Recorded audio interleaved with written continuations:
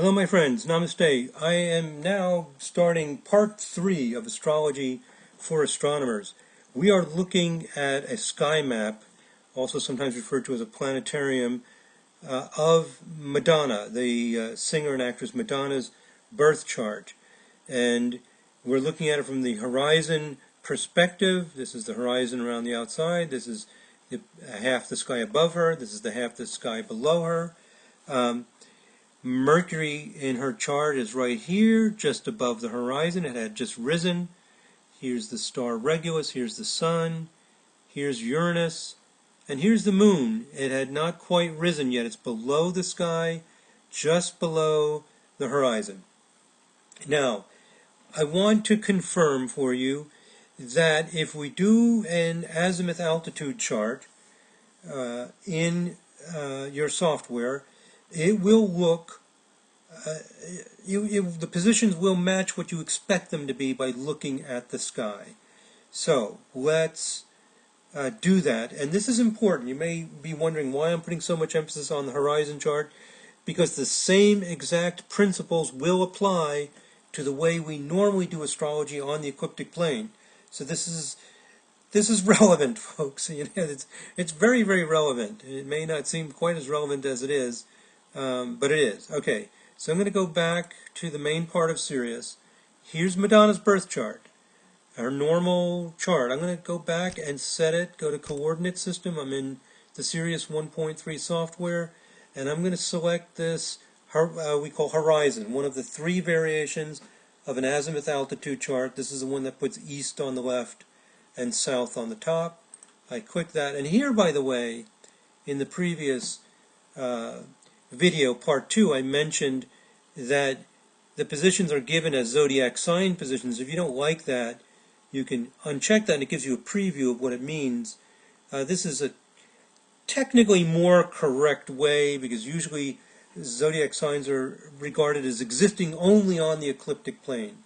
But whether they exist only on the ecliptic plane or not, it's still handy to look at them this way, as I mentioned in the previous video.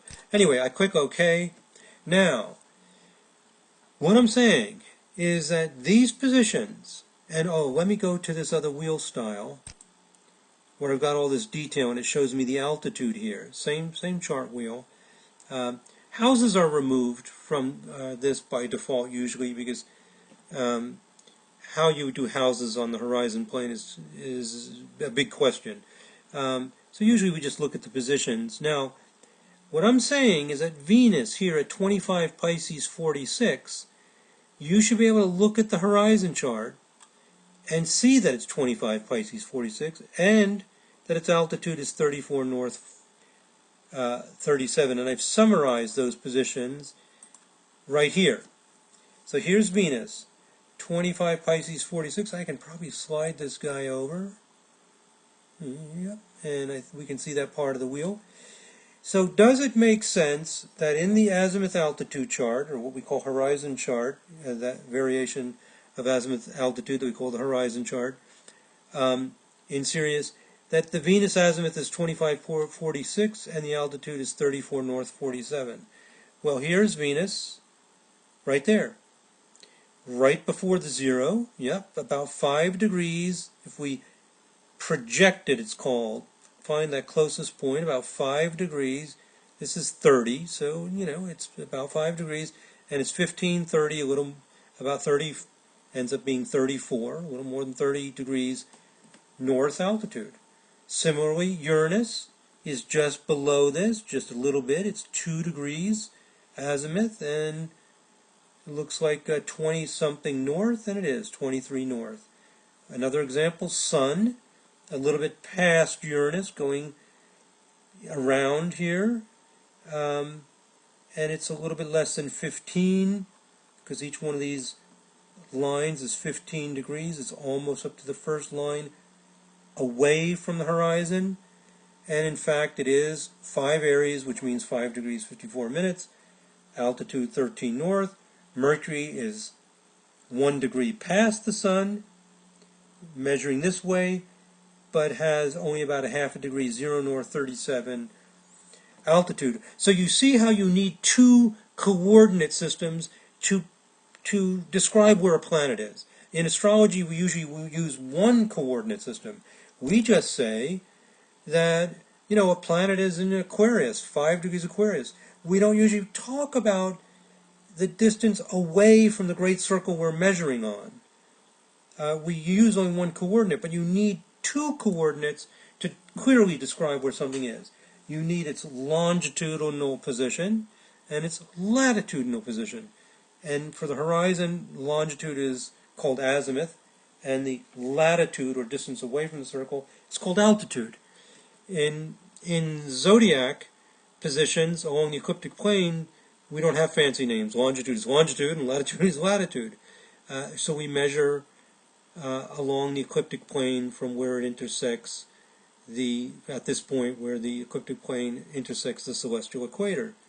But my point is this. Sun and Mercury are conjunct in this chart, right? They're conjunct. You might think they're right on top of each other because it's a half a degree. So you look at that and you go, wow, they're almost right on top of each other. And the moon, is a few degrees, and it looks like they're right on top of each other. But what this ignores, this two-dimensional representation, is that one could be totally way in here, totally towards the center, and the other could be way out here on the edge.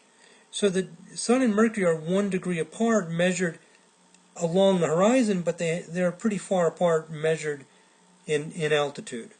And that's always an issue, and that comes up in astrology as well, as we'll see. I'm going to have at least a part 4. I've got a lot of material to cover here. And so here's the moon. Below the horizon, it's also in the same direction as Sun and Mercury at 9 degrees, a little bit further down, just a few degrees, but it's below the horizon. But you don't see that in your chart wheel because you've put it on a piece of paper instead of a 3D image, and you're just showing the outer circle, and you're ignoring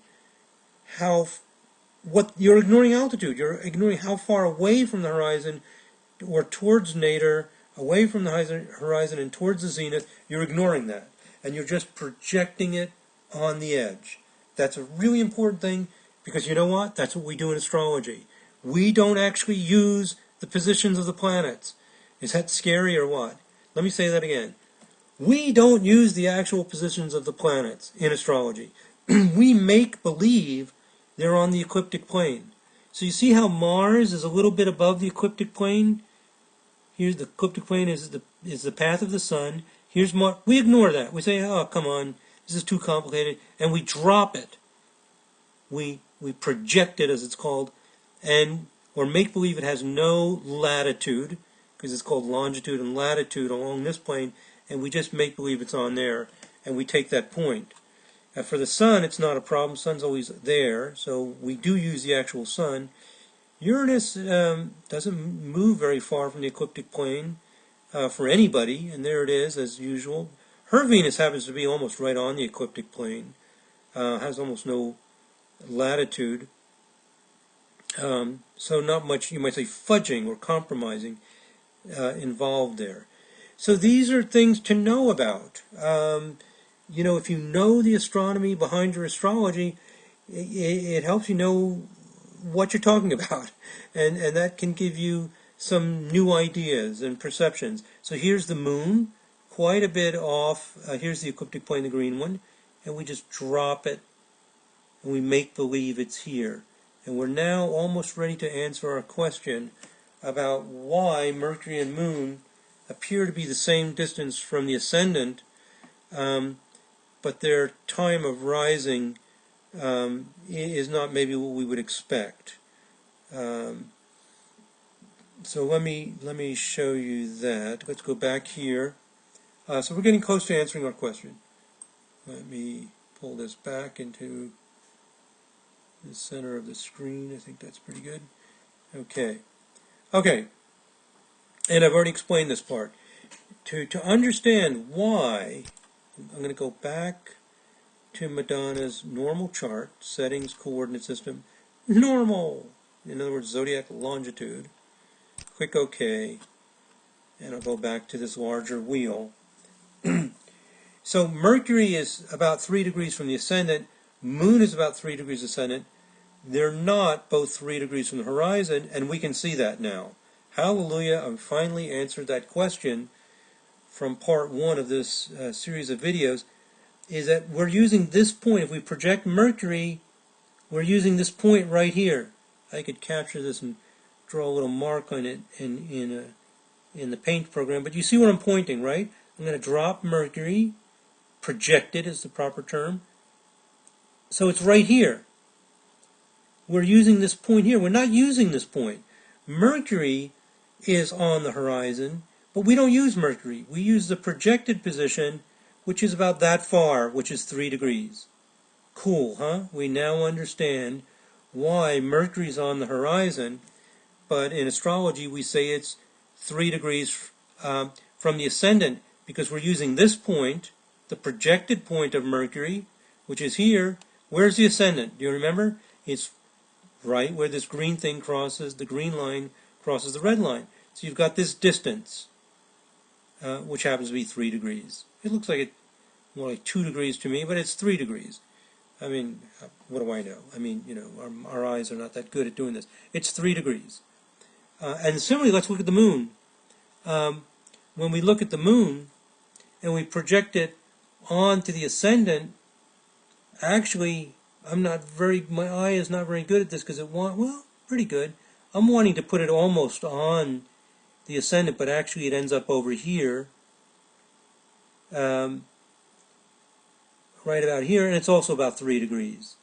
So the projected position over here, closest point on the ecliptic plane, you have to remember 1 pixel difference could just make this look a little different. So anyway, it's right here, the projected point, about the same.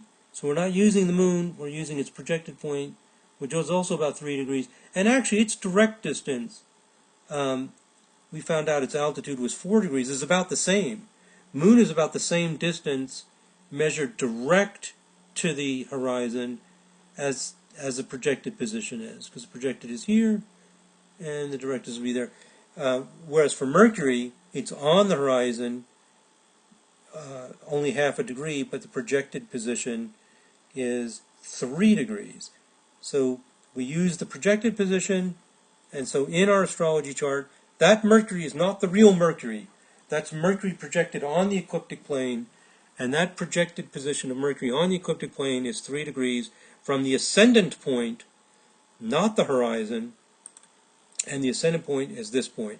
So you're taking a projected position's distance from this point. So that's what we're doing. So it is the distance from the horizon measured along the ecliptic plane, not necessarily projected in the shortest distance. So it gets a little bit, it's very specific. I mean, this is very specific stuff. And maybe it's too nitpickety for you to think about if you're a practicing astrologer and you just want to think about, you know, Aries is pioneering and Taurus is stubborn. But it's good to know what it is we're talking about, what it is we're interpreting. I think it's good to have a little education beyond that narrow segment of what you're doing, you know, in your profession. So this gives you some idea of the astronomical basis of what we're doing in astrology. It also gives you an intuition as to why astronomers think we're nuts. I mean, we're not using the actual positions of the planets. We're using the projected positions on the ecliptic plane. I'm going to make a video, by the way, soon, another video on fractals, chaos, and astrology, and how using some ideas from fractal theory, at least in my mind, maybe it's stretching it a little bit, it makes sense that we would use these projected positions. It's always bothered me. I've been doing astrology for over 3 decades, for 35 years or something, I don't know. It's close to 40 years. God, I'm getting old. So, and, you know, these things have always bothered me or intrigued me. Like, what am I doing? Why do I use these things? It doesn't seem to bother most astrologers, probably partly because we tend not to think about it, and in some cases not even know about it. So it makes you aware of what's going on, other ways things could be done. It's at least nice to know, just for the purpose of education. Okay, so back to my PowerPoint presentation here. So we have answered the question. Hallelujah, I've answered it. Why Mercury and Moon appear to be 3 degrees from the ascendant. but Mercury is actually closer to the horizon than the moon is, and that's because we use projected positions on the ecliptic plane is part of the answer, and the other answer is we measure along the ecliptic plane, and when you do that, you get what you see in the chart wheel. And so that's it. And all this we've already covered. All right. So, and this question here is about what do you notice about the positions of the planets in relationship to the ecliptic plane? Do you remember? I already showed you that. The planets are close to the ecliptic plane. I already showed that to you. I think it was in the previous video. They're all very, very close. Except notice Pluto, right? To remind you, Pluto, at the time she was born in 1958, it's pretty far from the ecliptic plane. But the traditional planets, Sun through Saturn, are always close to the ecliptic plane. Uranus is extremely close to the ecliptic plane all the time. Neptune stays within reasonable distance from the ecliptic plane. It's only Pluto, among the planets modern astrologers use, that can get very far from the ecliptic plane. Okay, and the starting point for the ecliptic plane we talked about is where this thing called the celestial equator crosses the ecliptic plane. So we're always using the ecliptic plane, and when another plane crosses it, it's a big deal, right there. And that's something that's really strange. We don't measure our zodiac signs and our positions in relationship to the stars. We measure them in relationship to this intersection of two planes. Something that I also think might make sense from the point of view of chaos theory. So maybe I'll talk about those ideas in another video. But another thing that's always bothered me or seemed weird, why in Western tropical astrology do we use this point? And then what's really bizarre is every 30 degrees from this point supposedly has a different influence on us. So this area just past 0 Aries is going to be, Aries, so it's pioneering and dynamic, and this is stubborn Taurus. Notice that when you're in the sign of Taurus, at least for Madonna, it's in the sign of Taurus, but it's close to the constellation of Aries. So the constellations and the signs are not the same. We'll talk a little bit more about that probably in the next video. Part 4. I'm on part 3 here of these things. And then this is the Gemini area, and Cancer, and so on. So give you another idea. Well, here's 0 Libra, right in the constellation Virgo. Okay, so that's correct. The constellations are not the same as the signs. And right now, in modern times, they're about almost one sign different. So if you're in the constellation Libra, if you're in the sign Libra, it's usually the constellation Virgo. So that's what we expect. So we don't use constellations, and we measure along the ecliptic plane. Our starting point is where the celestial equator crosses the ecliptic plane. Every 30 degrees is a new tropical sign. So that's what we do in astrology, and we ignore latitude. Okay, you got it? So what is this celestial equator? You know what it is? The celestial equator is the equator of the Earth. The Earth's got that equator, right, where it's usually pretty hot, right? And, it goes through places like Ecuador, right? I think it's called Ecuador because it's on the equator. Anyway, around the globe at 0 degrees, the equator, you extend that equator out into the sky. It may seem like a strange thing to do, but you extend it out into the sky, and then it's called the celestial equator. And there it is, celestial equator. And the celestial equator doesn't move during the day. Where it is depends on where you're born, the latitude of your birth, and so it remains the same. And you can measure planet positions along the celestial equator. And you know what? That's what astronomers usually do. Because you don't want to measure in relationship to the ecliptic plane if you're an astronomer. Why? Why don't you want to use the ecliptic plane? Because you don't like astrologers? No. Because the ecliptic plane waves all over the place. It's hard to even know where it is. We know where the celestial equator is. And I could go into more detail about how you can tell exactly where it is, but it doesn't move. We saw that in a previous video. I'll move an hour at a time here. She was born at 7:05 years, 8:05, 9:05, 10:05. Notice this thing This yellow does not move, the celestial equator. The ecliptic plane moves all over the place. So it's convenient to use either the horizon or the celestial equator when you talk about where celestial objects are. It's convenient because they don't, they don't move all over the place.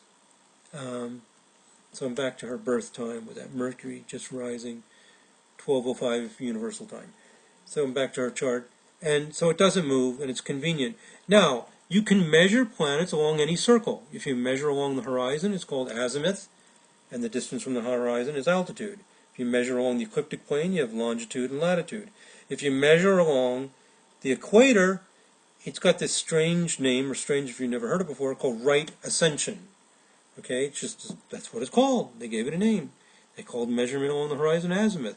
So it's called right ascension, and the distance from the equator is called declination. Now that's a word astrologers notice, declination. So seems odd, but in astrology we don't use right ascension very much. But we do use declination. And do you know why? Intuitively, what reason might we have for using declination? I showed it in one of the previous videos. It was probably part 2. The declination arc. Remember I showed that? If we go an hour forward, the sun, well, I can pick any planet. Let's look at Pluto. Pluto's going to have this much distance all the way around. It probably comes up, maybe, we'll see. I'm not very good at judging these things, but it's going to have that same distance from the celestial equator.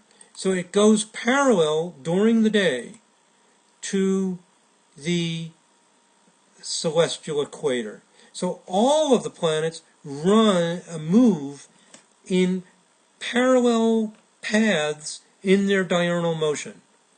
They all spin around in these parallel circles. There's actually a slight deviation based on their proper motion in declination, which is usually very, very small. So it's almost a perfect parallel orbits. It's like people running around a track, or race cars going around a track. They're all going parallel in their diurnal motion, not in their proper motion. But there isn't very much proper motion during the day. So that same path that they follow, and they're all running parallel to each other, for the ancient astrologers who were watching the sky, that had to be an interesting observation. And why do we call them parallels of declination? Because in their diurnal path, they're parallel. They're running around a racetrack, is my image, and staying in their own track. Just like horses in a horse race. You have a horse in the inner track and next track. And unlike a horse race where the horses may move to the inside or outside, here it's more like a track meet where everybody stays on their same track. So the planets stay on the same track, and they move in daily motion in parallel paths. Now, you have to keep diurnal motion, the daily motion, separate from proper motion. I'm just talking about the motion during the day, and proper motion is not that significant, especially in declination. The moon moves 12 to 15 degrees in longitude, but not that much in declination. So, they're not changing very much during the day. So they're fairly much staying in these parallel paths during the day. So that's what declination is, and why we would use it. And you see that our tradition, the historical basis of astrology, is that we use the ecliptic plane, but we use it in relationship to the horizon. How do we use it in relationship to the horizon? Because where the ecliptic plane crosses the horizon is your ascendant, the horoscopus, or horoscopus, however you pronounce it, the ancient term for the ascendant, that vitally important steering, guiding point of the entire chart, is where the ecliptic crosses the horizon. The midheaven, where the ecliptic plane crosses the meridian plane, which is another circle. And even our zero areas, the beginning of our tropical zodiac, again, where another great circle crosses the ecliptic plane. So we're another plane intersects the ecliptic plane, become powerful points. Our houses are based on that intersection point, and our zodiac signs are based on this intersection point. So there's a strong similarity astronomically between the ascendant and the beginning of our zodiac. The 0 Aries, also known as the vernal equinox, where the sun is when spring begins, and 0 Libra, or the autumnal equinox, is the opposite point. So you're getting an appreciation, I hope, for how we look at these things, some of the things that are going on in astrology, how the planets move during the day in these parallel, sometimes called declination arcs, right? Arcs of declination. So, it just gives you a better sense of what it is we're doing in astrology and how it relates to the actual positions. Okay, what else am I going to cover here? Let's see, I've covered all that. I've already described what the zodiac signs are. I've covered this. That's what I just described. These are kind of my notes to make sure I've covered everything I want to cover.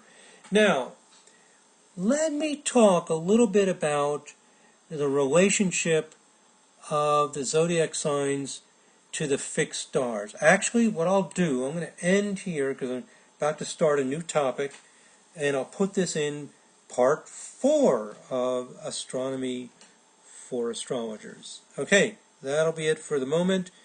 Thank you. Take care. Hope you learned something there. Namaste.